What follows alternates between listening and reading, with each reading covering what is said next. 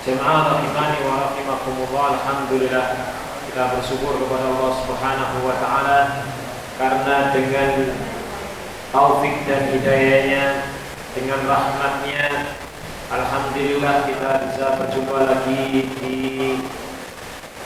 rumah Allah untuk sholat berjamaah. Kemudian Allah melengkapi kenikmatan itu dengan bermajelis ilmu. Dan alhamdulillah kita sudah setengah perjalanan pada kitab ini. Kemarin kita sudah membahas tentang Idza'u Quraisyin lin Nabi sallallahu alaihi wasallam, siksaan orang-orang Quraisy terhadap Nabi sallallahu alaihi wasallam. Bagaimana orang-orang Quraisy ini mulai menyiksa Nabi, mulai mengolok-olok Nabi di depan umum. Ada suatu peristiwa yang paling berat dirasakan oleh Nabi, yaitu ketika orang-orang Quraisy sedang duduk-duduk melihat Nabi di sekitar Ka'bah ingin melaksanakan sholat. Maka di situ ada Abu Jahal. Abu Jahal mengatakan, ayyukum yaji'u bisalah jazurin bani fulan. Siapa di antara kalian yang mau datang kepada Nabi membawa isi perut unta Bani Fulan? Dia mengatakan kotoran unta. Kemudian Abu Jahal melanjutkan, fayadhu'uhu ala dhahri Muhammadin idza sajada.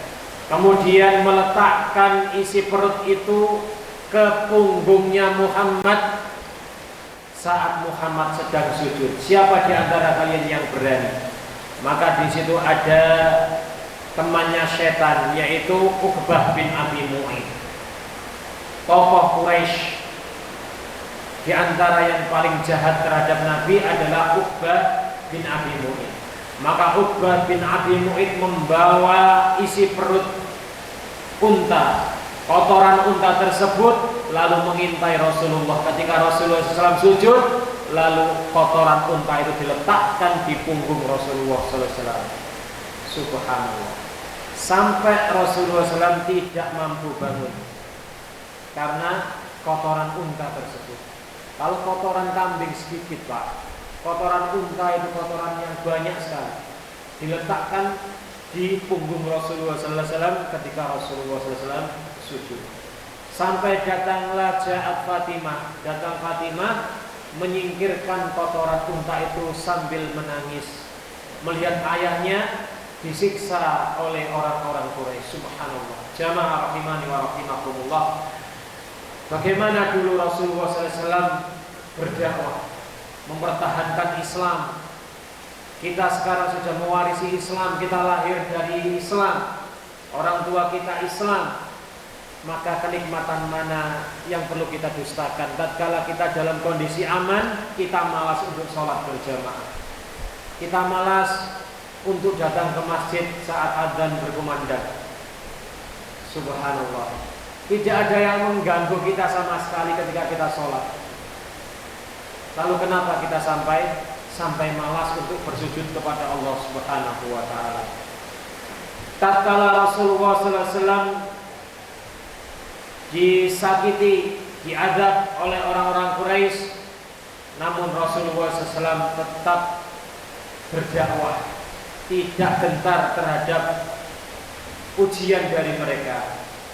Kemudian tatkala orang-orang Quraisy melihat keteguhan Nabi, mereka idza'u Quraisyin li sahabat, siksaan orang-orang Quraisy terhadap para sahabat di bab selanjutnya itu.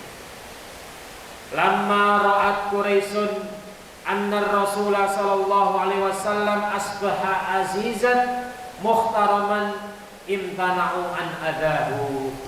Tatkala ra'at melihat Quraisy, orang Quraisy melihat anna Rasulullah sallallahu alaihi wasallam, bahwasanya Rasul sallallahu alaihi wasallam asbaha azizan, tetap dihormati, tetap dimuliakan, muhtaraman, tetap dihormati. Imtana'u, mereka berhenti an adahu, untuk menyiksa Nabi sallallahu alaihi wasallam. Tatkala disiksa, diazab, diuji, diolok-olok, Nabi tetap dimuliakan, tetap dihormati, dibela oleh orang-orang Quraisy yang lain, dibela oleh pamannya, dibela oleh Bani Hashim. Wa aqbaluhu ala ashabihi bil idza, maka mereka mengalihkan terhadap para sahabatnya, mengalihkan siksaan maksudnya terhadap para sahabatnya bil idai, dengan sebuah siksaan. Wala siyama, dan la siyama itu terutama, terlebih, lebih-lebih gitu ya. Wala siyama, dan terutama al mustad'afin, terhadap orang-orang yang lemah. Alladzina, yaitu orang-orang yang la nasiro, tidak ada penolong lahum bagi mereka. Jadi orang-orang Quraisy itu mengalihkan siksaannya kepada para sahabat dengan kriteria sahabat ini dari kalangan fakir, dari kalangan duafa, dari kalangan budak. Mustad'afin itu orang-orang yang lemah, jamaah. Di antara orang-orang yang lemah adalah fakir miskin. Kemudian dari kalangan budak. Mereka mulai menyiksa para sahabat Nabi Shallallahu Alaihi Wasallam, la nasira lahum, yang tidak ada penolong bagi mereka, gak punya dekengan kecuali Allah Subhanahu Wa Taala. Fa akhadat kullu qabilatin, maka akhadat di sini badaat yang dimaksud, mulai, maka mulailah seluruh kabilah tu'adzibu, mengazab, menyiksa man aslama minha, orang yang masuk Islam di antara kabilah tersebut, dari Bani Hashim, dari Bani Makhzum, dari Bani Adi, ini mencari orang-orang yang lemah yang telah masuk Islam. Ya. Bagaimana mereka mengazab? Bil habsi, dipenjarakan. Wal dzarbi, dipukul. Wal ju'i, melaparkan, tidak diberi makan. Ju'. Wal atsi, dan dihauskan, tidak diberi minum. Hatta saral wahidu minhum, sehingga Sara telah menjadi al-wahidu minhum, salah satu di antara mereka, la yastati'ul julus, tidak mampu duduk, saking parahnya siksaan, duduk saja tidak bisa. Wala yadri ma yaqul,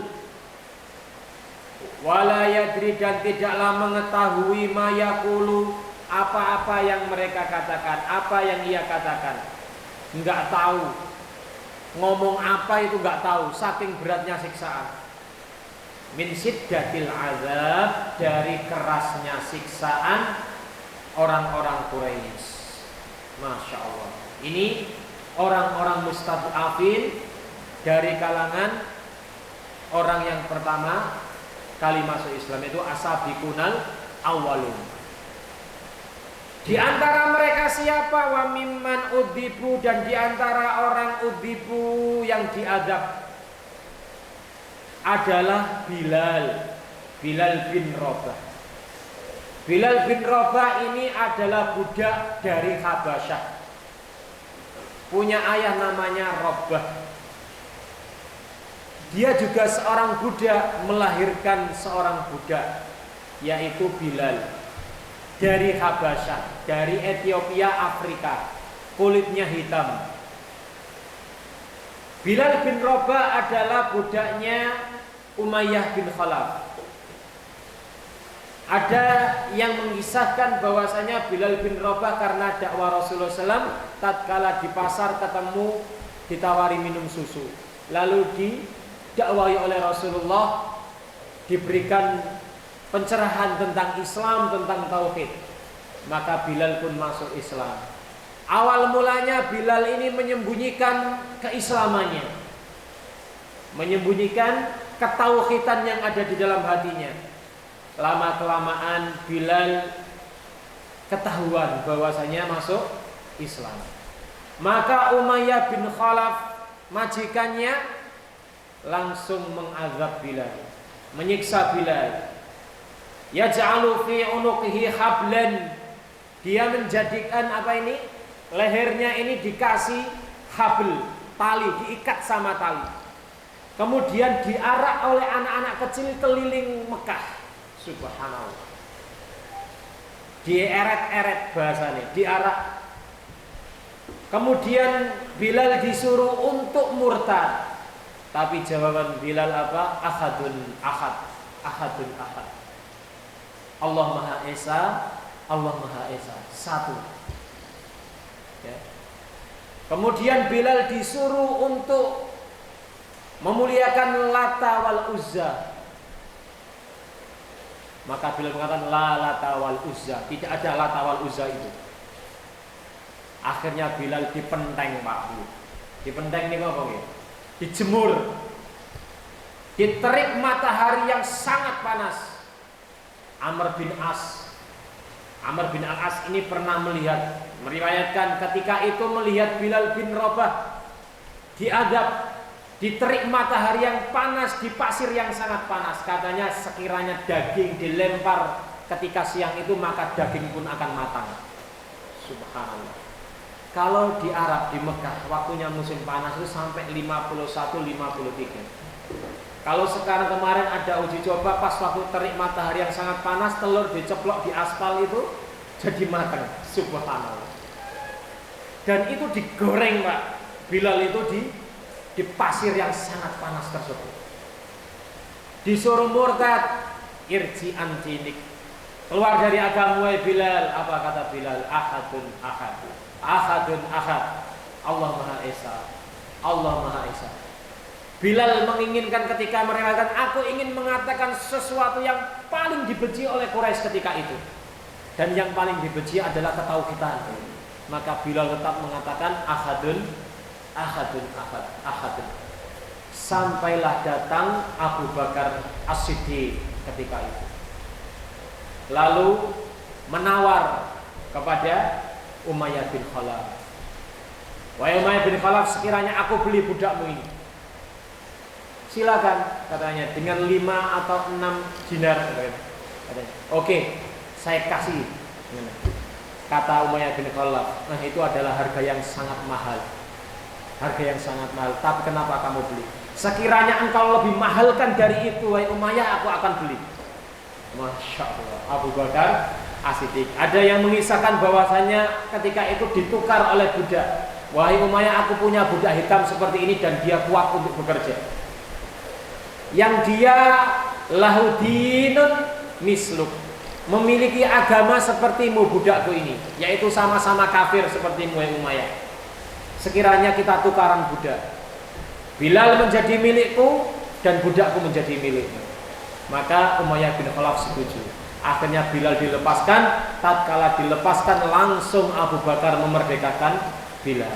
Inilah luar biasa jasa Abu Bakar As-Siddiq. Masya Allah. Katakan para ulama khairun nas ba'dar rusul wal anbiya. Sebaik-baik manusia setelah para rasul dan nabi, yaitu Abu Bakar As-Siddiq. Jasanya luar biasa. Bagaimana nanti tatkala menemani Rasulullah hijrah, bagaimana nanti sampai Abu Bakar menginfakkan hartanya ketika perang Tabuk. Insya Allah kita akan kisahkan nanti tentang Abu Bakar As-Siddiq. Yang kedua, wa Ammar bin Yasir. Ammar bin Yasir. Ammar bin Yasir ini punya ayah namanya Yasir bin Amir, punya ibu namanya Sumayyah bin Khayyat. Ammar bin Yasir punya ayah namanya Yasir bin Amir dan punya ibu namanya Sumayyah bin Khayyat. Ammar bin Yasir ini lahir dalam kondisi budak ketika itu, lalu dimerdekakan oleh majikannya yang bernama Abu Hudzaifah. Abu Hudzaifah. Jadi Ammar bin Yasir dan keluarganya ini masih dalam cengkramannya Abu Hudzaifah. Tatkala itu Abu Hudzaifah mendengar bahwasanya Ammar bin Yasir sekeluarganya ini Qotsobu, dikatakan di kitab itu Qotsobu itu telah keluar daripada agama nenek moyang atau masuk Islam. Tatkala Abu Hudzaifah ini mendengar mereka masuk Islam, langsung mereka ditangkap. Kemudian disiksa satu persatu. Sampai suatu ketika Sumayyah bin Khayyat ini ditawari untuk murtad atau engkau mati. Kemudian Sumayyah bin Khayyat malah mengatakan keburukan terhadap Abu Hudzaifah. Lalu yang di situ menghadap adalah Abu Jahal. Abu Jahal, wahai irji'i an dinik. Maka tetap Sumayyah bertauhid kepada Allah, tidak mau meninggalkan agamanya. Akhirnya Abu Jahal membawa tombak yang sangat tajam, ditusuk perutnya sampai lehernya. Subhanallah. Akhirnya Sumayyah bin Khayyat menjadi wanita syahid yang pertama dalam Islam. Sumayyah, punya nanti putri dikasih nama Sumayyah agar teguh keimanannya. Kemudian ayahnya Amir Yasir bin Amir, ayahnya Ammar, ini disiksa pula, diadab sampai ketika itu Yasir bin Amir tidak mau murtad, tidak mau keluar daripada agama Islam. Akhirnya Yasir pun dibunuh oleh Abu Hudzaifah. Kemudian Ammar bin Yasir anaknya tatkala itu melihat kedua orang tuanya syahid, maka Ammar bin Yasir disiksa oleh Abu Hudzaifah dan Abu Jahal. Kepalanya dicos dengan besi yang sangat panas.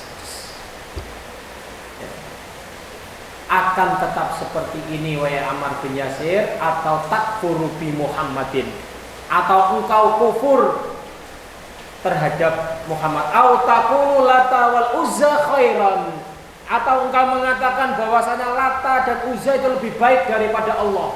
Katakan itu wahai Ammar bin Yasir. Maka Ammar bin Yasir mengatakan, inna Muhammadan kadzib. Sesungguhnya Muhammad itu pendusta. Muhammad telah berbohong. Maka ketawalah Abu Hudzaifah dan teman-temannya terhadap Ammar bin Yasir. Loh, Ammar bin Yasir sudah murtad ini. Maka yamsi ila Rasulillah sallallahu alaihi wasallam. Ammar bin Yasir berjalan menuju Rasulullah SAW bagian mu'adzirah, menangis dan minta udur kepada Rasulullah. Ya Rasulullah, aku terpaksa mengatakan itu ya Rasulullah. Maka kemarin saya tanyakan bagaimana tentang perkataan kufur, syirik tatkala dipaksa. Allah Ta'ala berfirman, man kafara billahi ba'da imanihi illa apa? Illa man ukriha wa qalbuhu mutmain. Masya Allah. Yaitu orang yang kufur setelah keimanannya, kecuali orang yang dipaksa untuk murtad, akan tetapi wa qalbuhu mutmain, akan tetapi hatinya tetap dalam kondisi beriman. Maka ini hukum ketika kita, naudzubillah, bukan kita, ada seseorang yang dipaksa untuk murtad, lalu ancamannya adalah nyawa, ya, bukan karena mie goreng atau sembako beras, tapi karena nyawa. Lebih-lebih karena kalau kamu nggak murtad, saya nggak mau menikahkan putriku denganmu. Ada kejadian ini, sebagaimana kisah para ulama, ada seorang laki-laki yang murtad gara-gara melihat kecantikan seorang Nasrani. Aku tidak bisa menjadi istrimu kecuali engkau keluar dari agamamu lalu mengikuti agamaku. Akhirnya sang laki-laki ini murtad. Nah, ini lebih-lebih seperti itu. Dengan konsekuensi ketika dipaksa untuk murtad, orang ini dalam kondisi terancam nyawanya, bukan sebab yang lain. Nah ini, maka Rasulullah SAW memberikan udzur terhadap Ammar bin Yasir. Di sini dikatakan wa akhuhu wa abuhu wa ummuhu. Seluruhnya keluarga Ammar bin Yasir diazab. Kemudian siapa lagi yang diazab? Khobab bin Al-Arat. Ada Khobab, ada Khubayb ya. Ada Khubayb, ada Khobab. Khobab ini adalah budaknya Ummu Ammar. Budaknya siapa? Ummu Ammar. Khobab ini dari daerah Najd, kemudian dijual di Mekah, dibeli oleh Ummu Ammar. Lah Khobab bin Arat ini adalah pandai besi. Dia sangat jago sekali dalam membuat senjata, pandai besi. Membuat tombak, membuat pedang, membuat baju perang. Ini keahlian Khobab bin Arat. Kemudian Ummu Ammar ini sangat menyayangi budak ini, Khobab bin Arat. Tapi tatkala Khobab bin Arat masuk Islam, Ummu Ammar murka sekali. Hingga ketika di bengkelnya ada besi yang panas, maka Khobab bin Arat ditangkap, kemudian besi yang panas itu diletakkan di punggungnya Khobab bin Arat. Masya Allah. Dicos. La haula wala quwwata illa billah. Ini siksaan yang sangat luar biasa terhadap asabiqunal awwalin. Ya. Khairu ummahin, sebaik-baik ummah. Ukhrijat linnas, yang dikeluarkan terhadap manusia, yaitu golongan Muhajirin dan Ansar, dan yang terutama adalah asabiqunal awwalun minal Muhajirin wal Ansar. Khobab bin Arat. Ini para sahabat yang disiksa oleh para majikannya. Dikatakan tadi la siyamal mustad'afin la nasira lahum, yang tidak ada penolong bagi mereka. Ketika itu Rasulullah SAW melihat bagaimana keluarga Ammar bin Yasir disiksa. Ammar disiksa, Sumayyah disiksa sampai dibunuh. Kemudian Yasir bin Amir, ayahnya Ammar, disiksa sampai dibunuh. Rasulullah melihat kondisi itu, tidak mampu menolong mereka. Maka Rasulullah mengatakan sabron ala ali Yasir. Bersabarlah wahai keluarga Yasir, fa inna mau'idakum jannah. Sesungguhnya tempat yang layak bagi kalian adalah surga. Subhanallah. Ini keteguhan dalam Islam. Nah ini loh Pak, Bu, kita belajar sejarah sirah nabawiyah. Bagaimana mereka beriman kepada Allah dalam kondisi terhimpit, disiksa, diadab. Sedangkan kita di sini, masya Allah, dalam kondisi aman, dalam kondisi lenggang, luas, kita melakukan sesuatu amal soleh. Maka hendaknya kita di sini bersyukur kepada Allah dengan mengoptimalkan apa yang diberikan Allah kepada kita. Ya, kullu nikmatin la tuqarribu minallahi azza wa jalla fa hiya baliyatun. Sesungguhnya seluruh kenikmatan yang diberikan kepada Allah untuk kita, diberikan oleh Allah kepada kita, itu menjadi musibah kalau tidak digunakan untuk mendekatkan diri kepada Allah. Nikmat iman, nikmat sehat, nikmat harta, nikmat anak, seluruh nikmat yang diberikan kepada Allah untuk kita, diberikan oleh Allah kepada kita, maka hendaklah kita menggunakan untuk beribadah kepada Allah Subhanahu wa taala. Saya tambahi kisah lagi seorang anak yang sangat luar biasa dalam jasa di dalam Islam, yaitu Sa'ad bin Abi Waqqas. Sa'ad bin Abi Waqqas ini masih ada kerabat dengan Rasulullah. Kisahnya di awal waktu masuk Islam karena dakwahnya Abu Bakar. Sa'ad bin Abi Waqqas ini memiliki ibu yang sangat ia cintai, dan ibunya sangat mencintai Sa'ad bin Abi Waqqas. Lalu halafat ummu, maka ibunya bersumpah tatkala Sa'ad bin Abi Waqqas ini masuk Islam, la ukallimuhu, aku tidak akan berkata dengannya, wala aqulu wa ashrabu, dan aku tidak akan makan maupun aku minum. Ini ibunya. Hatta yakhruju an dini, sampai Sa'ad bin Abi Waqqas ini keluar daripada agamanya. Maka tatkala ancaman itu dilontarkan kepada Sa'ad bin Abi Waqqas, Sa'ad bin Abi Waqqas tetap dalam agamanya. Membujuk ibunya untuk makan dan minum, menyuapinya, tapi ibunya tidak mau sampai 3 hari. Sampai orang-orang marah terhadap Sa'ad bin Abi Waqqas. Ibunya mengatakan, sampai orang mengatakan Sa'ad qatilu ummi. Sa'ad adalah pembunuh ibunya. Subhanallah.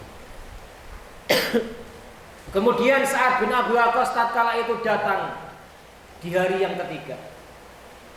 Wallah ya ummah, demi Allah wahai ibundaku. Masya Allah. Sekiranya engkau kana laki nafsa mi'atu nafsin, sekiranya engkau memiliki 100 nyawa. Fa kharajat nafsan, lalu keluarlah nyawa itu satu persatu. Masya Allah. Ma taraktu an dini, aku tidak akan meninggalkan agamaku. In syi'ti fakuli aw la takum. Kalau kamu mau makan ya silakan, kalau enggak mau makan ya silakan wahai ibundaku. Aku tidak akan keluar dari agamaku meskipun engkau memiliki 100 nyawa dan aku melihat nyawamu keluar satu persatu. Subhanallah. Akhirnya akalat. Akhirnya ibundanya menyerah, akhirnya ibunya ini makannya sudah, kalau begitu aku tak makan saja. Melihat keteguhannya Sa'ad bin Abi Waqqas. Allah Ta'ala berfirman, wa in jahadaka an tusrika bima laisa laka bihi ilm wa la tuti'huma fasahibhuma fid dunya ma'rufa. Surat Al-Luqman, surat Luqman itu. Sekiranya mereka berdua, kedua orang tuamu memaksamu agar engkau syirik kepadaku, yang engkau tidak mengetahui tentang hal itu, ilmu tentang hal itu, fala tuti'huma, maka janganlah kamu mengikuti mereka berdua. Karena ibunya Sa'ad ini pernah mengatakan, wallah, wahai demi Allah Sa'ad, sungguhnya Allah itu memerintahkanmu untuk taat kepada orang tuamu. Maka taatlah kepada gue Sa'ad, keluar daripada agamamu. Inilah jawabannya. Wala tuti'huma wasahibhuma fid dunya ma'rufa. Jangan mengikuti mereka berdua kalau engkau disuruh untuk musyrik, untuk menyekutukanku. Wasahibhuma fid dunya ma'rufa. Akan tetapi temanilah mereka, berbuatlah baik kepada mereka berdua, kedua orang tuamu, fid dunya, di dunia. Maka ini menjadi dalil seseorang anak ketika dia masuk Islam tapi memiliki orang tua kafir, lalu orang tua tersebut menyuruh anak tersebut untuk murtad, maka fala tuti'huma, tidak boleh mentaati. Inna ta'ata lil ma'ruf, sesungguhnya ketaatan itu kepada al-ma'ruf, sesuatu yang baik. La ta'ata fil maksiyah, dan tidaklah ketaatan itu kepada kemaksiatan.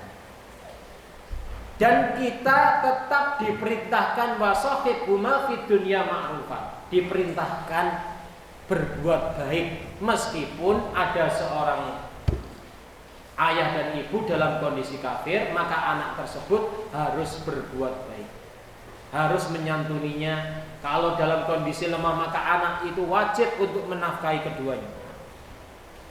Kalau tidak putus nasab ketika ayah dan anak ini dalam kondisi berbeda agama. Oh, kamu tidak lagi jadi anakku, tidak. Ya, kekufuran dan kesyirikan tidak memutus nasab tapi memutus waris. Ya, tidak boleh mewarisi harta dalam kondisi orang tua itu musyrik ataupun kafir. Tapi nasab tidak putus. Sedangkan waris putus. Warisnya putus, nasabnya tetap bin fulan, nggak bisa. Makanya Nabi tetap mengatakan abi, kemudian siapa? Sa'ad pun mengatakan ummah, yaitu ibu. Kekafiran dan kesyirikan tidak memutus nasab. Itulah kisah bagaimana para sahabat disiksa oleh orang-orang Quraisy. Ngapunten.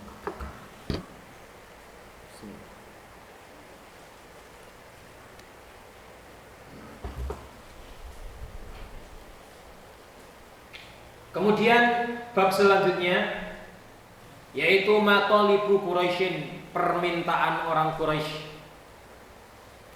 Tolak bayat lubu itu meminta, kalau matalibu permintaan. Permintaan orang Quraisy lin Nabi, kepada Nabi sallallahu alaihi wasallam. Lamma ra'at Quraisyun annal idza'a lam yajid naf'a. Di halaman itu Pak 28. Sampun nggih. Lamma tatkala ra'at melihat Quraisyun Quraisy annal idza'a, bahwasanya siksaan, lam yajid naf'a, tidak menghasilkan manfaat. Lam yajid naf'a, tidak menghasilkan manfaat, tidak dapat hasil yang baik. Bal zadal muslimina imanan wa yaqinan, masyaallah. Bahkan bertambah orang-orang muslim keimanannya dan keyakinannya. Masau, maka mereka berjalan menuju ila Rasulillah sallallahu alaihi wasallam, negosiasi menuju kepada Rasulullah sallallahu alaihi wasallam. Di situ orang Quraisy mengutus siapa? Uqbah bin Al-Walid.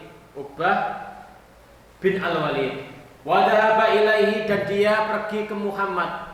Uqbah bin Al-Walid ini. Wa qala lahu ya ibna akhi, wahai anak saudaraku, innaka minna haitsu qad alimta min khiyarina. Engkau tahu wahai anak saudaraku, wahai ponakanku, sesungguhnya engkau itu orang mulia di antara kita. Ya. Secara nasab engkau orang mulia, tapi engkau wahai ponakanku, wahai anak saudaraku, datang kepada kaummu bi amrin azim, datang kepada kaummu dengan suatu urusan yang besar, perkara yang besar. Yang dimaksud adalah Islam. Farakta bihi jama'atahum, engkau memecah belah persatuan orang-orang Quraisy, memecah belah antara ayah dan anak, antara suami dan istri. Ini Uqbah bin Al-Walid berkata kepada Rasulullah sallallahu alaihi wasallam, engkau membodoh-bodohkan orang yang berakal di antara kami, dan engkau mencela Tuhan-Tuhan mereka dan agama mereka, dan engkau telah mengkafirkan siapa saja yang telah menyembah Tuhan-Tuhan tersebut. Wahai anak saudaraku, kata Uqbah bin Walid, fasma' minni, in kunta turidu malan, jika engkau pengen harta, kami sepakat akan mengumpulkan harta kami untukmu, lalu engkau akan menjadi orang yang paling banyak hartanya. Masya Allah. Jika engkau pengen menjadi sayyid, menjadi pemimpin kami, tuan kami, maka kami jadikan engkau sayyid, wahai anak saudara. Tapi jika perkara ini karena kamu kemasukan jin, jika engkau kemasukan jin, wahai Muhammad, wahai anak ponakan, wahai anak saudaraku, aku akan mencari tabib yu'ali juga agar dia mengobatimu. Ini Uqbah bin Al-Walid. Katanya Muhammad ini, engkau kena jin, maka aku akan mencari tabib agar mengobatimu. Masya Allah. Ini Uqbah bin Al-Walid negosiasi kepada Rasulullah karena sudah melihat disiksa, ya bertambah keimanannya, keyakinan, ya sudah negosiasi saja, kolaborasi. Wa talabu minhu ayya'buda alihatihim. Nih, mereka meminta dari Muhammad, dari Rasulullah SAW, ayya'buda alihatihim, agar beribadah kepada Tuhan-Tuhan mereka. Mereka minta, ya Muhammad, gini saja, engkau beribadah kepada Tuhan-Tuhan kami. Wa ya'budu ilahahu, dan mereka orang-orang Quraisy ini beribadah kepada Tuhanmu. Kami ini akan beribadah kepada Allah, tapi kamu juga beribadah kepada Tuhan-Tuhan kami. Kolaborasi. Ini bukan toleransi. Toleransi itu membiarkan keyakinan mereka tanpa memaksa kita untuk mengikutinya. La ikraha fiddin. Itu kalau orang mengajak seseorang untuk beribadah kepada Tuhannya, lalu dia beribadah kepada Tuhannya temannya atau Tuhannya saudaranya itu, maka itu namanya kolaborasi, bukan toleransi. Fa'anzalallahu alaihi suratal kafirun. Maka Allah menurunkan alaihi kepada Rasulullah SAW surat al-kafirun, surat al-kafirun. Ya qul ya ayyuhal kafirun la a'budu ma ta'budun wala antum a'biduna ma a'bud. Lakum dinukum, akhirnya lakum dinukum waliyadin. Ya bagimu agamamu dan bagiku juga ada agamaku. Tidak mungkin kamu menyembah apa yang aku sembah, dan aku pula tidak mungkin menyembah terhadap apa yang kamu sembah. Dikisahkan bahwasanya Rasulullah SAW dinego pula. Kalau begitu enggak mau Muhammad, gini saja. Tak butuh alihatana sanatan, kamu beribadah kepada Tuhan kami 1 tahun. Kemudian kami akan beribadah kepada Tuhanmu satu tahun. Gantian ya Muhammad. Nah, ngono ben penak kolaborasi. Inilah mereka saat zaman jahiliyah sudah tahu bahwasanya agamanya Muhammad SAW dan agamanya orang-orang kafir Quraisy ini berbeda. Makanya mereka minta agar Muhammad beribadah kepada Tuhan mereka dan kami beribadah kepada Tuhannya Muhammad. Kalau mereka ini mengatakan bahwasanya agamanya semua ini sama, antara agamanya Muhammad dan agamanya kafir Quraisy ini sama, ngapain minta saling beribadah 1 tahun gantian? Itu zaman jahiliyah. Lebih lagi jahiliyah sekarang, bahwasanya semua agama itu benar dan sama. Kayak naik bis, kayak naik kereta api, kayak naik pesawat, tujuannya Jakarta. Kabeh tujuane surga, ana sing numpak Nasrani, ana sing numpak Yahudi, ana sing numpak Islam. Alus tapi membahayakan. Subhanallah. Agama di sisi Allah adalah Islam, agama tauhid, dan tidak ada agama selain Islam agama tauhid. Yahudi mengatakan Uzair itu anaknya Allah. Orang Nasrani mengatakan Isa bin Maryam adalah Allah. Subhanallah. Isa ibnu. Kemudian agama apa lagi? Agama Hindu, Buddha, mereka banyak ada Wisnu, Brahma, Weda dan lain sebagainya. Tidak ada agama tauhid selain Islam.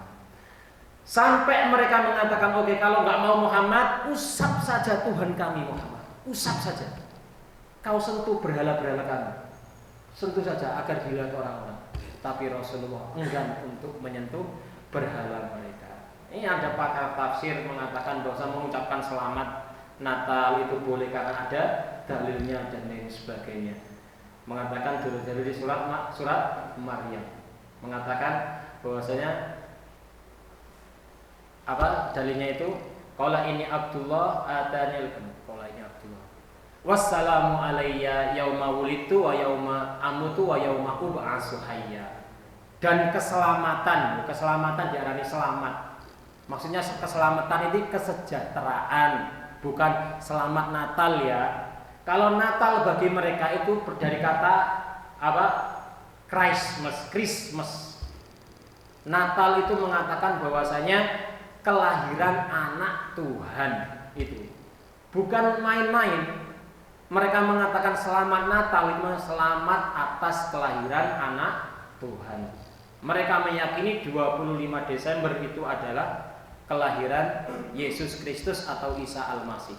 Itu bahasa Ibrani ya. Kalau Yesus Christ itu bahasa Hebrew. Kalau Isa Al-Masih itu bahasa Arab. Jadi Isa dan Yesus itu sama.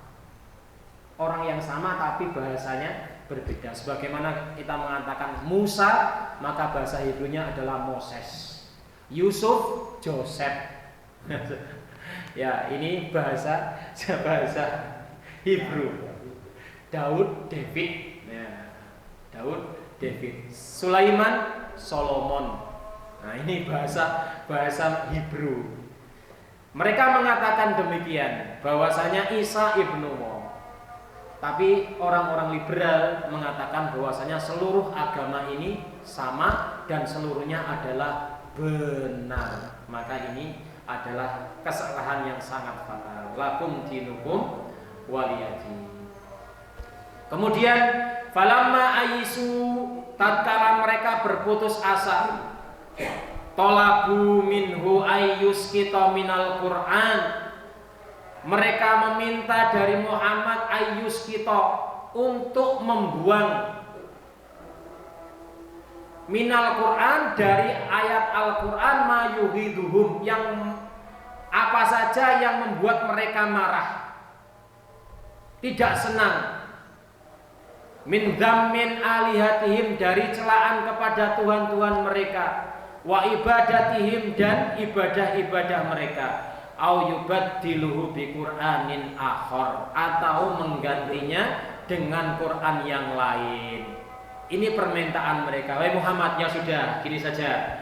Engkau tetap dakwah wahai Muhammad, tapi tolong agar ayat-ayat Al-Qur'an yang mencela Tuhan-Tuhan kami, ya, yang telah mengaibkan Tuhan-Tuhan kami dan ibadah-ibadah kami, tolong ayat Al-Quran itu kamu hapus saja.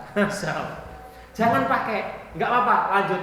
Tapi khusus ayat-ayat tentang celaan terhadap Tuhan-Tuhan kami, maka hapus.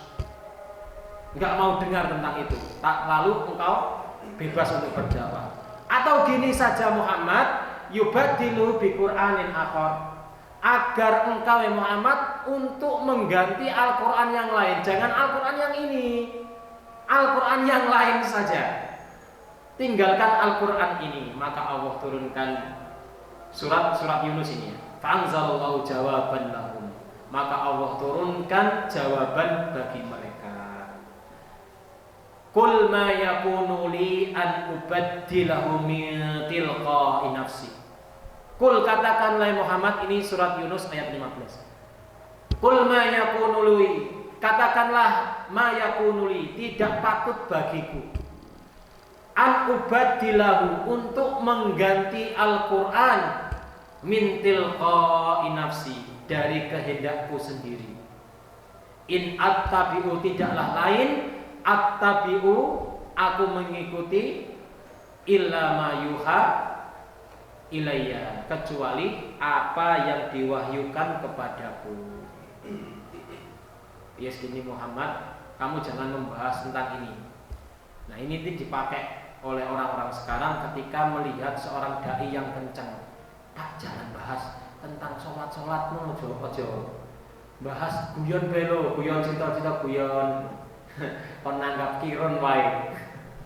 Nek ceramah kon guyon mawon. Nek ojo tentang tauhid, pokoknya ojo tentang syirik, ojo tentang gini. Soalnya wong kene senengane apa itu? Mendem kepala kerbau, ngubur kepala kambing. Jangan cerita tentang syirik, jangan tentang apa itu haramnya tumbal, haramnya jimat, haramnya ini, jangan bahas itu.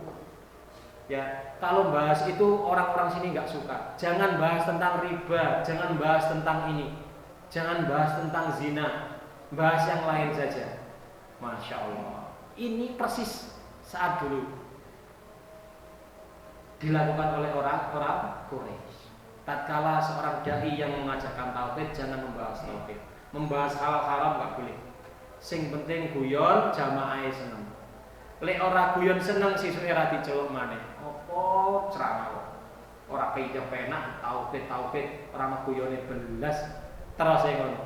Dan itu saya dengar sendiri di telinga saya. Wong iku ngaji ngono, ora kok ceramah guyon jere.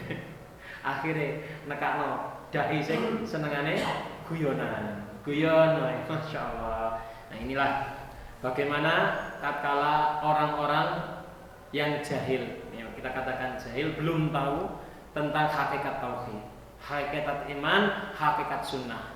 Ketika mereka mendengar tauhid, mendengar kata sunnah, maka mereka akan semakin benci.